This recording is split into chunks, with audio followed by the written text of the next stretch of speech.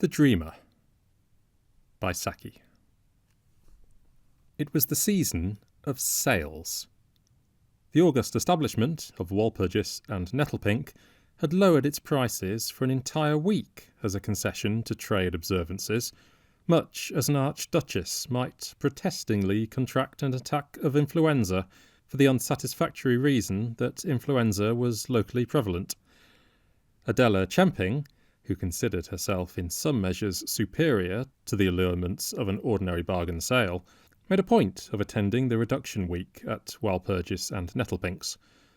"I'm not a bargain hunter," she said, "but I like to go where bargains are," which showed that beneath her surface strength of character there flowed a gracious undercurrent of human weakness.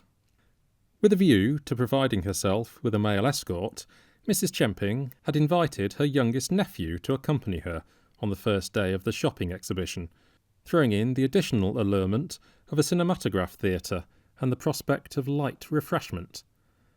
As Cyprian was not yet 18, she hoped he might not have reached that stage in masculine development when parcel carrying is looked on as a thing abhorrent.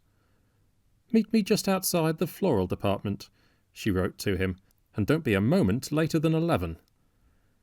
Cyprian was a boy who carried with him through early life the wondering look of a dreamer, the eyes of one who sees things that are not visible to ordinary mortals, and invests the commonplace things of this world with qualities unsuspected by plainer folk, the eyes of a poet or a house agent. He was quietly dressed, that sartorial quietude which frequently accompanies early adolescence, and is usually attributed by novel writers to the influence of a widowed mother. His hair was brushed back in a smoothness as of ribboned seaweed, and seamed with a narrow furrow that scarcely aimed at being a parting.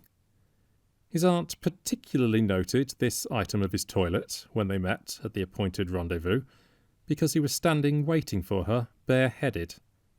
"Where is your hat?" she asked. "I didn't bring one with me," he replied. Adela Chemping was slightly scandalised. "You are not going to be what they call a nut, are you?" she inquired with some anxiety, partly with the idea that a nut would be an extravagance which her sister's small household could scarcely be justified in incurring, partly, perhaps, with the instinctive apprehension that a nut, even in its embryo stage, would refuse to carry parcels. Cyprian looked at her with his wandering, dreamy eyes. "I didn't bring a hat," he said, "because it is such a nuisance when one is shopping. I mean, it is so awkward if one meets anyone one knows and has to take one's hat off when one's hands are full of parcels. If one hasn't got a hat on, one can't take it off." Mrs. Chemping sighed with great relief. Her worst fear had been laid at rest. "It is more orthodox to wear a hat," she observed, and then turned her attention briskly to the business in hand. "We will go first to the table linen counter," she said, leading the way in that direction. "I should like to look at some napkins." The wondering look deepened in Cyprian's eyes as he followed his aunt. He belonged to a generation that is supposed to be overfond of the role of mere spectator, but looking at napkins that one did not mean to buy was a pleasure beyond his comprehension.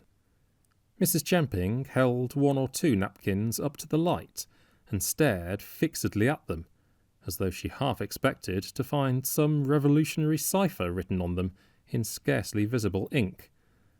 Then she suddenly broke away in the direction of the glassware department.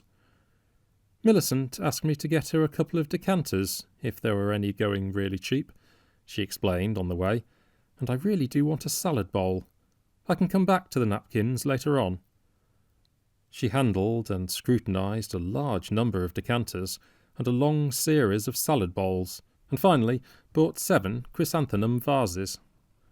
"No one uses that kind of vase nowadays," she informed Cyprian, "but they will do for presents next Christmas."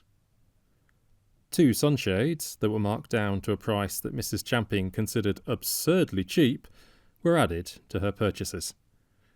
One of them will do for Ruth Coulson. She is going out to the Malay Straits, and a sunshade will always be useful there. And I must get her some thin writing paper.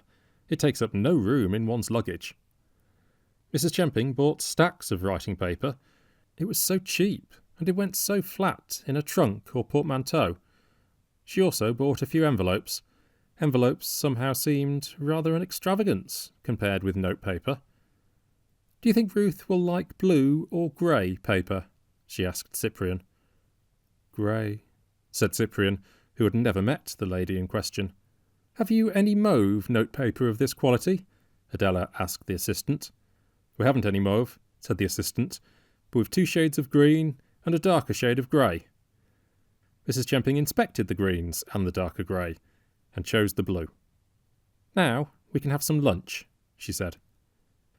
Cyprian behaved in an exemplary fashion in the refreshment department, and cheerfully accepted a fish cake and a mince pie and a small cup of coffee as adequate restoratives after 2 hours of concentrated shopping. He was adamant, however, in resisting his aunt's suggestion that a hat should be bought for him at the counter where men's headwear was being disposed of at temptingly reduced prices. "I've got as many hats as I want at home," he said, "and, besides, it rumples one's hair so, trying them on." Perhaps he was going to develop into a nut after all. It was a disquieting symptom that he left all the parcels in charge of the cloakroom attendant. "We shall be getting more parcels presently," he said, "so we need not collect these till we have finished our shopping." His aunt was doubtfully appeased. Some of the pleasure and excitement of a shopping expedition seemed to evaporate when one was deprived of immediate personal contact with one's purchases. "I'm going to look at those napkins again," she said, as they descended the stairs to the ground floor.